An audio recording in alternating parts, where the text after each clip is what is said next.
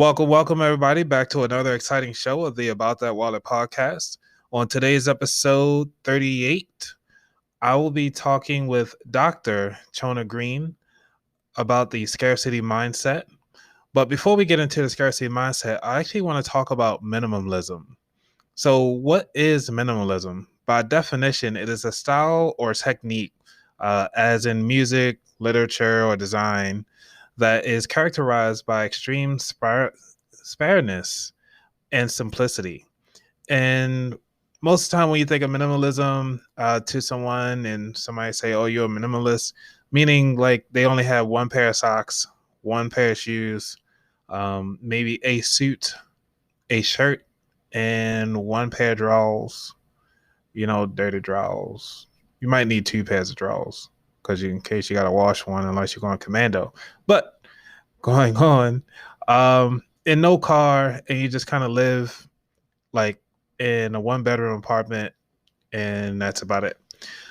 But honestly, it's not really that extreme. But though some people will take it that extreme, and by definition, from the minimalist, it's by like two guys that call themselves the minimalists. They actually have a nice, lovely definition that I'm gonna use here. I'm not going to read the full article, but they do have it listed as minimalism is a tool that can assist you in finding freedom. Freedom from fear, freedom from worry, freedom from overwhelm, freedom from guilt, freedom from depression, freedom from trappings of a consumer culture we've built ourselves around. Real freedom. Now, if you think about it, minimalism is pretty much a way to focus and hone in on the things that you really enjoy. So I enjoy not having much. I enjoy having an experience. So most of my credit cards that I have are geared towards me having an awesome experience. And also being a minimalist helped me save so much money.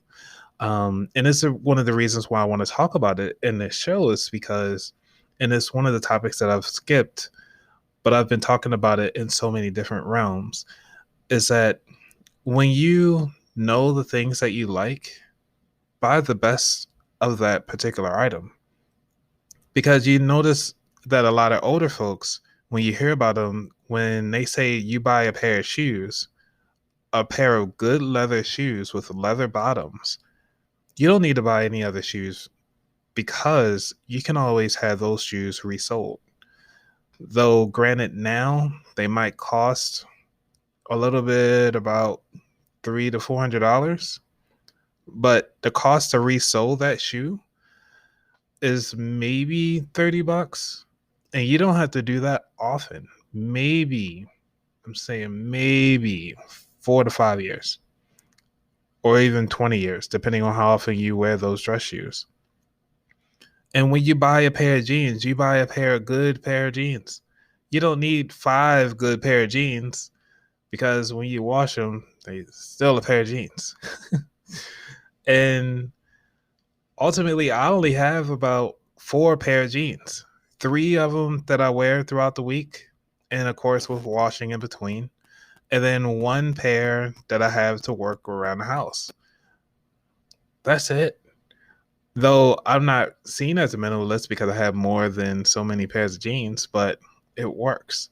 And when I was getting out of my debt and actually starting to focus on my debt, I got out of a horrible relationship that that had so many financial implications that did not allow me to do a lot of things.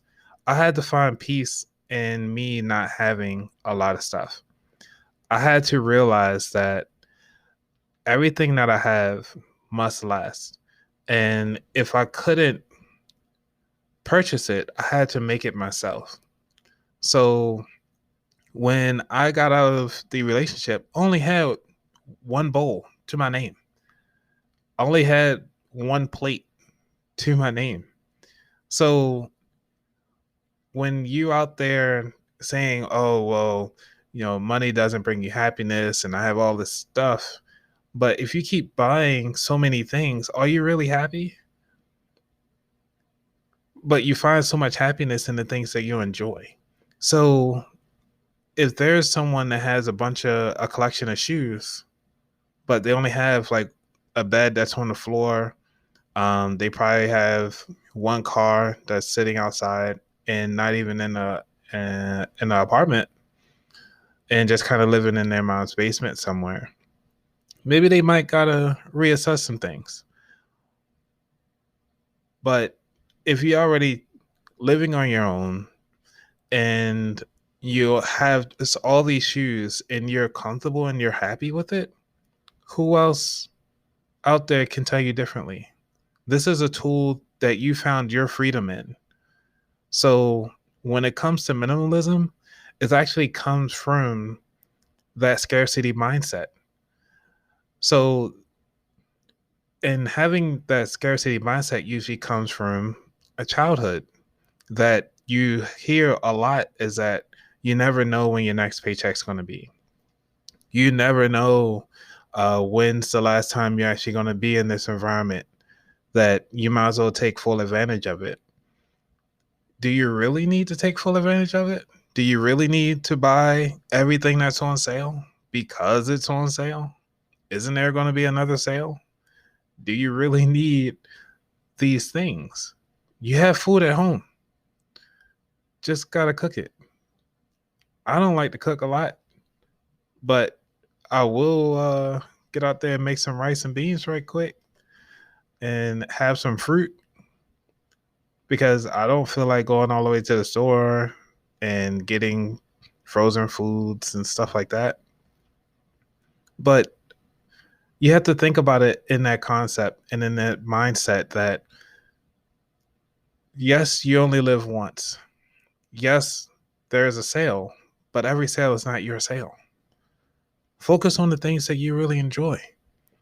So I really hope that this episode comes out in a way that you can actually benefit from it and take something away that would actually bring life into your life, because we all have things that we aspire to be. We all have passions that we want to fulfill. But if we keep clogging our space with all this stuff, you have no room to think and breathe. So I'll leave with you today as we about to dive into bringing on Chona Green, Dr. Chona Green, for the second time here on this show. She has so much information about the scarcity mindset and also how to grow from a scarcity mindset to an abundance mindset. And then I want you to think about how can you take from that abundance mindset to the minimalist mindset. So let's go on and get to the show. And for those of you who are new to this show, please take a moment to like and also share with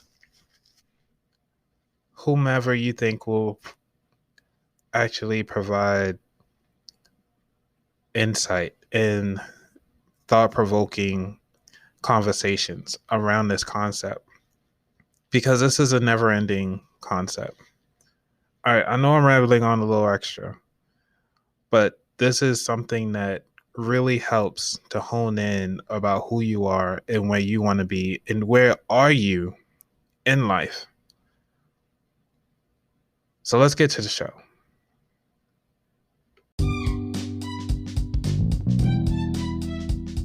You're listening to the About That Wallet podcast. We'll be right back after these messages.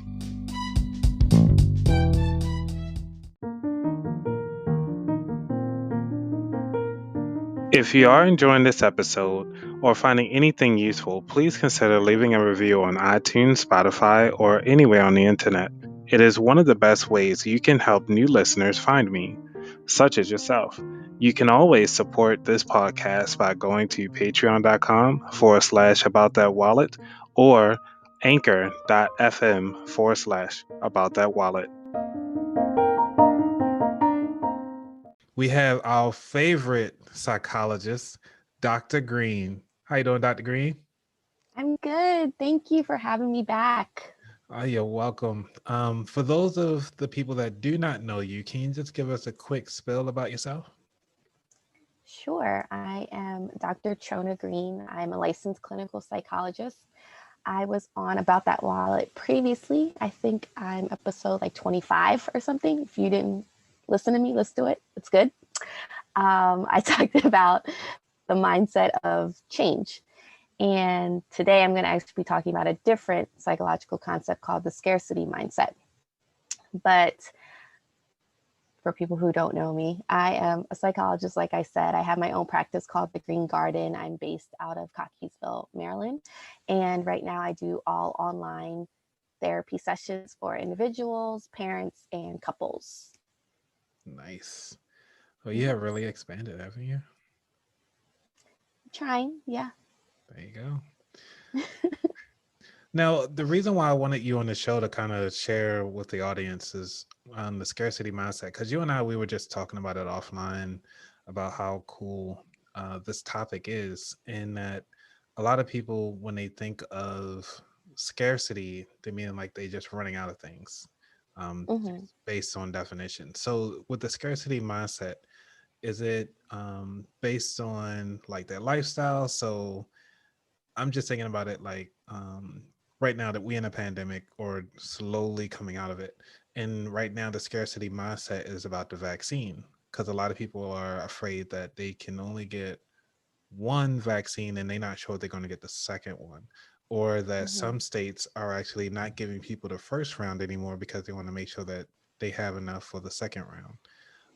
So when it comes to that mindset, how can somebody, matter of fact, just run through the scarcity mindset? Because I think this is something that I think a lot of us could actually benefit from, not just from a financial standpoint, but a day to day and interaction with life and love and for all aspects in our lives at this point. Yeah, you're totally right. The basis of the scarcity mindset comes from economics, right? So, economics is the study of how we use our limited resources to achieve our goals. And when we're talking about economic scarcity, we're talking about like physical resources, so our finances and our time. But scarcity mentality or the scarcity mindset is something that was coined by this man called or named Stephen Covey. He wrote this book, it's pretty famous, called The 7 Habits of Highly Effective People. And he looked at the scarcity mindset from a psychological point of view. So he looked at what the psychological effects of not having enough has on us as humans. So he explored what happens to our thinking when we feel like we have too little of something. He looked at how scarcity shapes our behaviors and our actions. And he found that when we do feel like things are scarce, it really influences our mind to automatically focus on those unfulfilled needs. And so, like you said, these needs can be anything, like anything we want to attain in life. It can be financial, it can be a new job, it can be a romantic partner. Your scarcity mindset or whatever mindset you have, it definitely affects you when you feel like you don't have something and you're lacking something in whatever area that is. Okay, so in a relationship, I'm just thinking of what would it be in a relationship with scarcity? Because I mean, you would think that person love you unconditionally.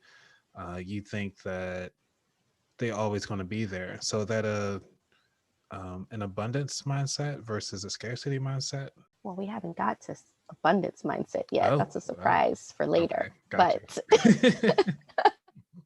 But just to touch on it, it's kind of like if you're thinking about when we're dating, how many times have people said things like, I'm never going to find anybody, I'm going to be alone the rest of my life?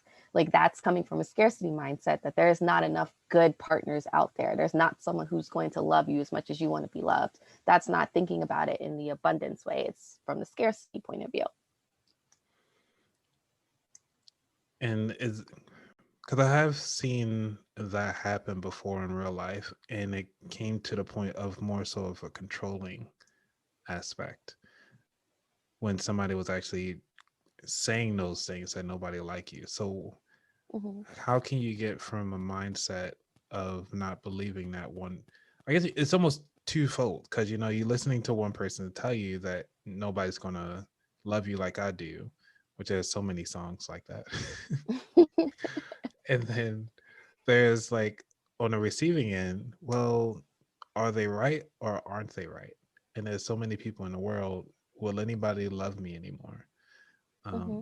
So how can somebody take the scarcity mindset to the next level?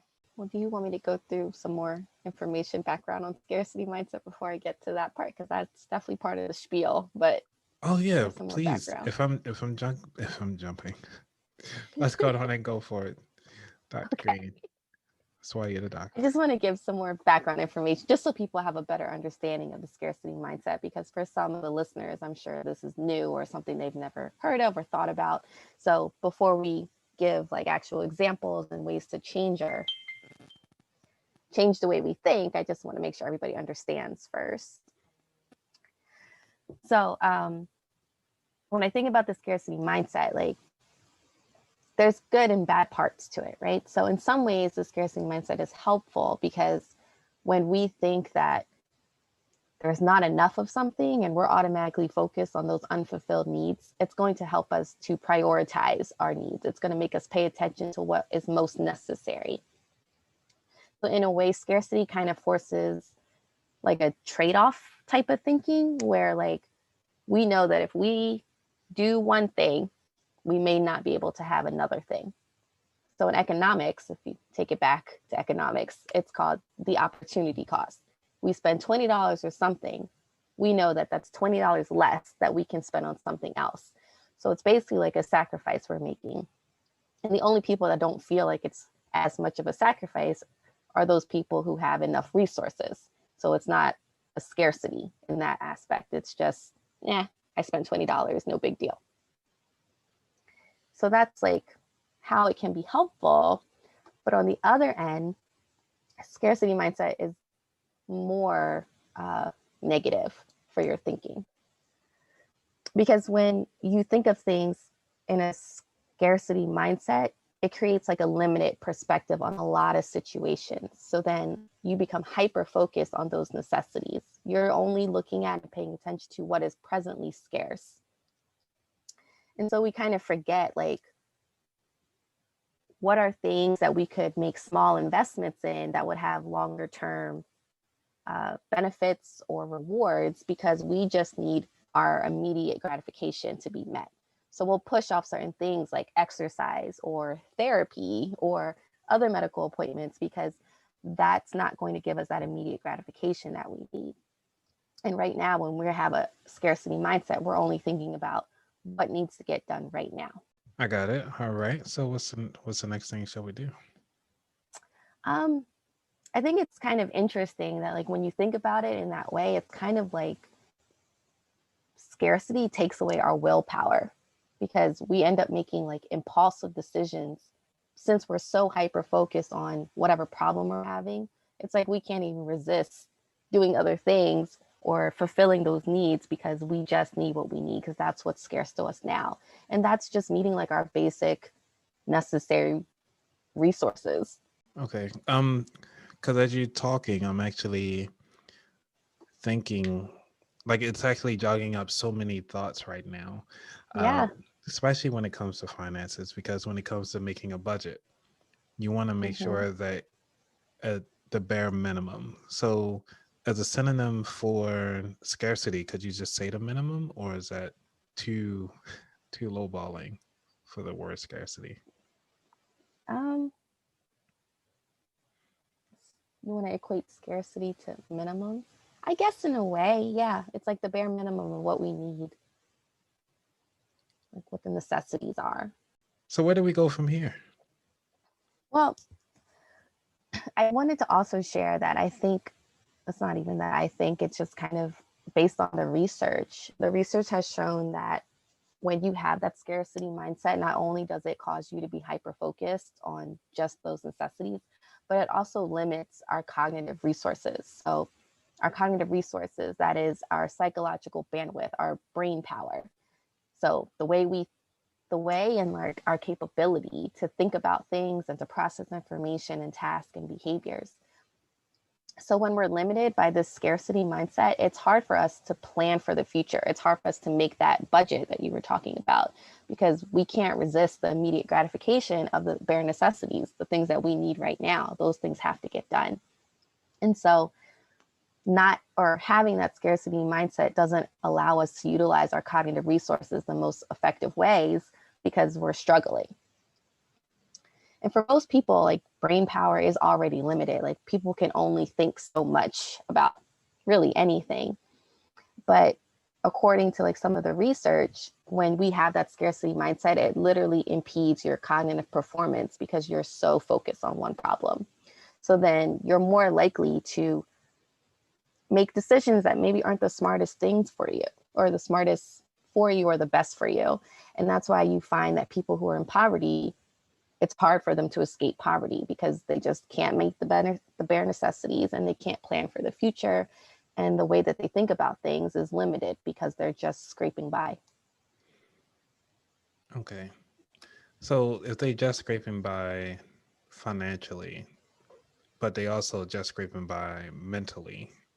Mm-hmm. And so for that, it would also mean that they were just making it by, and also their relationships with Yeah, their it affects family. everything. Yeah. Mm-hmm. Wow, this is really good. It So, affects everything, right? And like, yeah. it's interesting that it stemmed from economics, but really you can apply it to anything. And when you look at the research, higher, or people who have higher incomes, they don't experience the same limitations. There was actually this one really interesting research done in India where they worked with sugarcane farmers, and those sugarcane farmers actually only get paid once a year. So once they have their harvest, that's when they get paid. And they found that they gave them these cognitive tasks, and before their harvest, they really struggled to perform well. But once they had their harvest and their basic needs were met, once they got their resources, their food and their money, they weren't scraping by, they performed so much better on those same cognitive tests because they had those needs met, and they were no longer feeling like things were scarce for them. Okay. So once their needs are met, what is the next thing? Do they kind of stay in that mindset? Because I know some people get stuck in that mindset of still scarcity, even though their needs are met. So what can I one guess do? it depends on the person, right? Like, because for some people, if their needs are met and they're still thinking that it's scarce, that kind of comes from a lot of, to me, like a lot of trauma, and having a whole big history of needing to make it or just scraping by. And it's like an anxiety thing at that point, because you're not used to making it at that point, and you just feel like, when is the other shoe going to drop? When am I going to lose all these things that I've worked so hard for, and now I'm actually doing well? But that can be anxiety provoking all in itself, because you're not used to that. And so it takes changing your mindset in order to accept that you're doing well and everything's going to be okay. And that's switching to the abundance mindset, which I'm still not ready to talk about yet, but So what's the next thing before we get to the abundance? Because that's where I like the abundance. I was like, yes. the like last point I want to make is that I just want to acknowledge that it's not easy to get out of the scarcity mindset.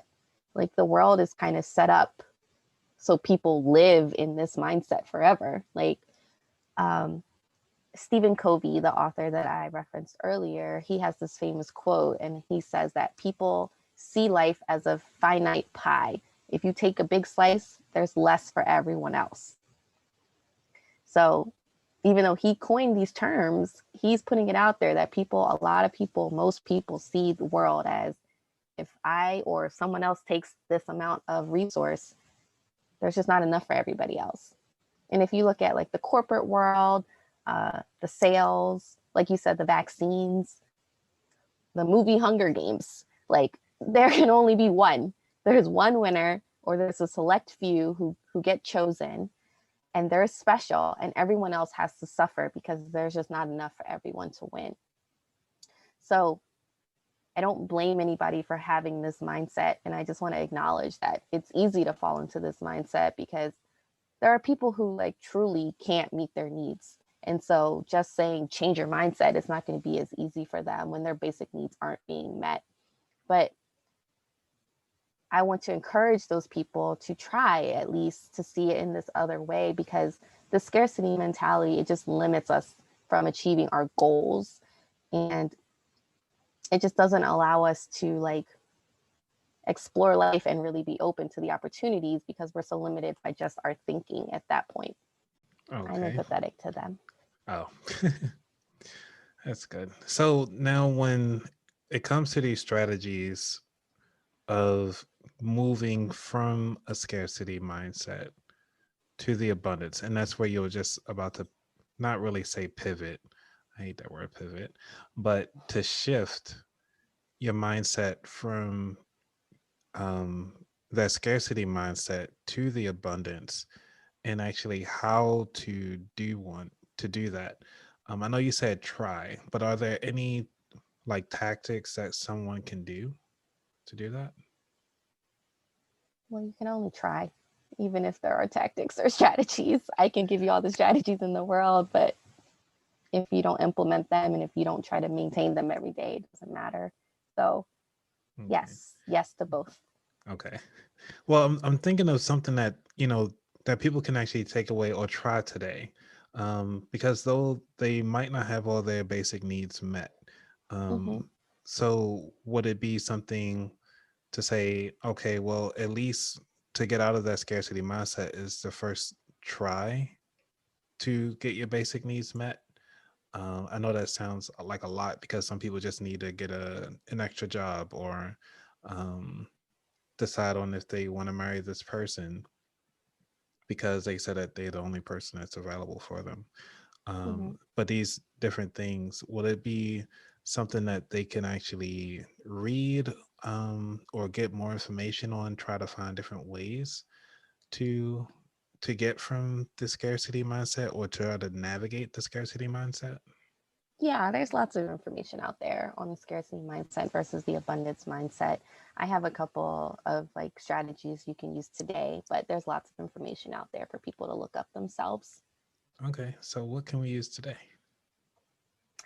So the first like strategy or tactic would be just to focus on what you do have. Be grateful, practice gratitude.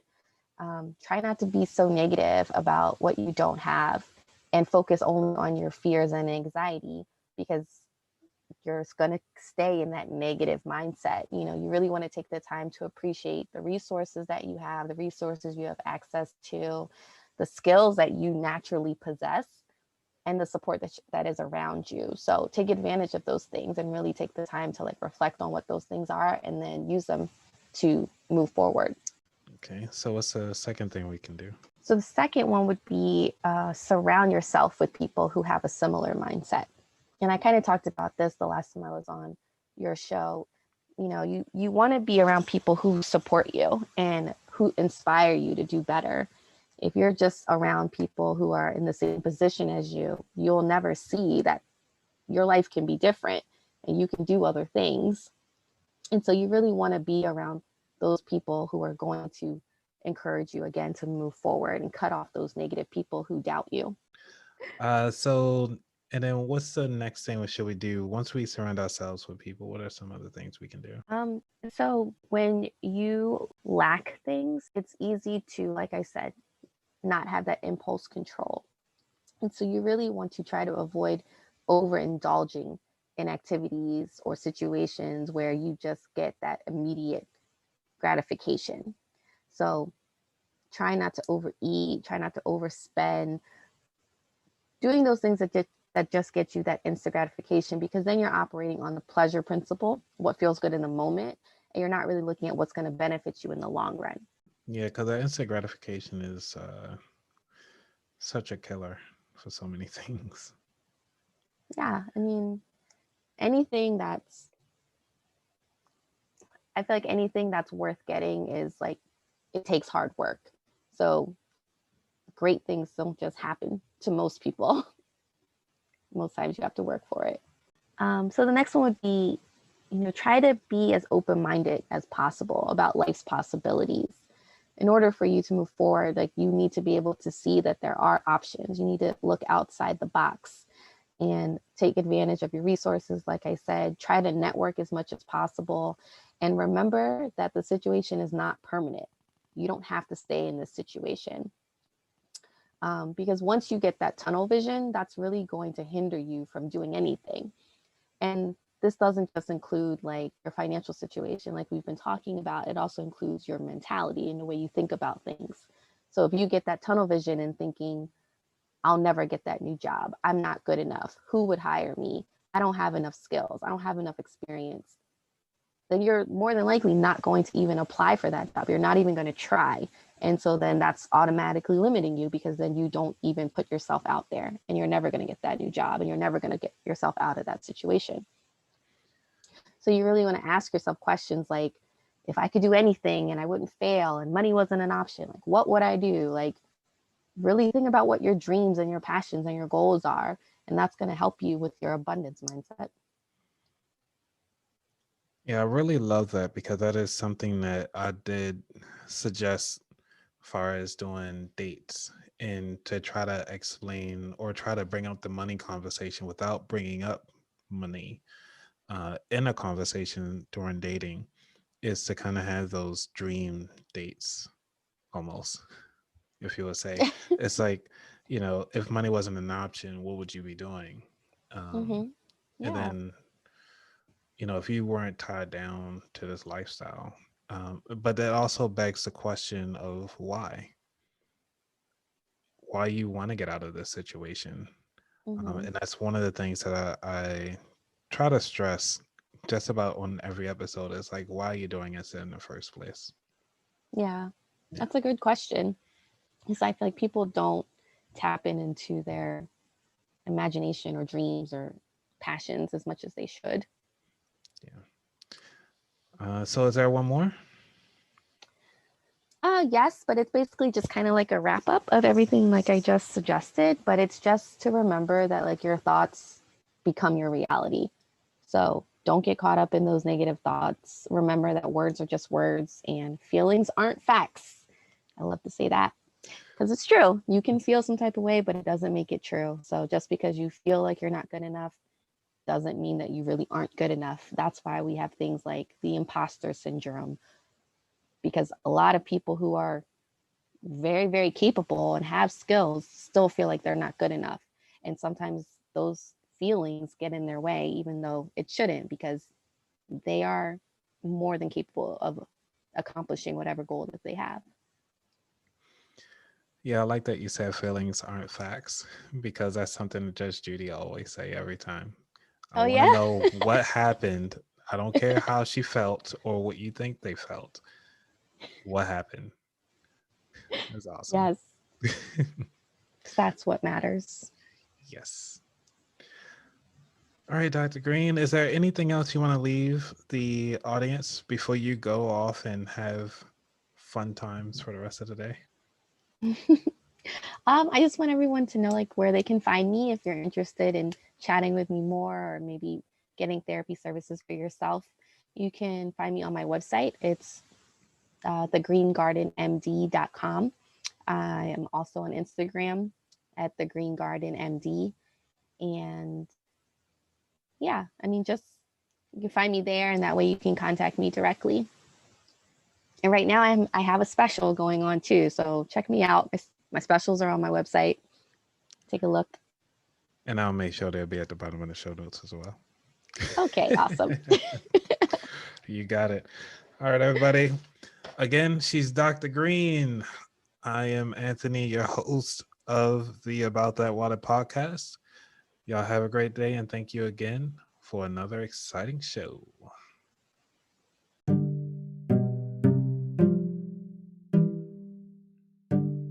Well, that concludes this episode of About That Wallet.